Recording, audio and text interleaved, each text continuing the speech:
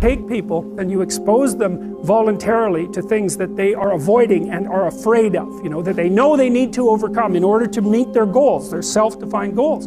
If you can teach people to stand up in the face of the things they're afraid of, they get stronger. And you don't know what the upper limits to that are, because you might ask yourself, like, if for 10 years, if you didn't avoid doing what you knew you needed to do, by your own definitions, right, within the value structure that you've created, to the degree that you've done that, what would you be like? Well, there are remarkable people who come into the world from time to time, and there are people who do find out over decades-long periods what they could be like if they were who they were, if they spoke their being forward.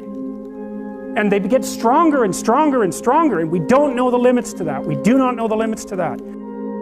And so you could say, well, in part, perhaps the reason that you're suffering unbearably can be left at your feet, because you're not everything you could be, and you know it.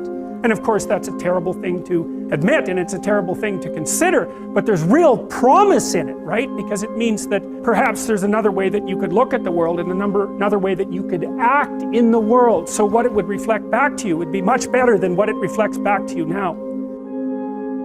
Life is a fight for territory, and once you stop fighting for what you want, what you don't want will automatically take over. And so it's a fight, it's a challenge in life every day.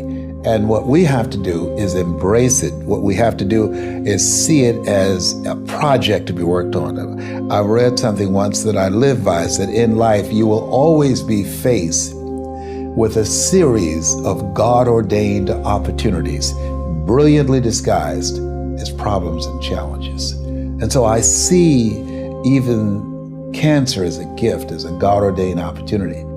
A life without pain is a life without challenge, and a life without challenge is a life without growth. So not only do I embrace the challenge, embrace the pain associated with challenge and growth, but I even look forward to it in many regards. Some people think I'm strange, but sometimes I even ask for it.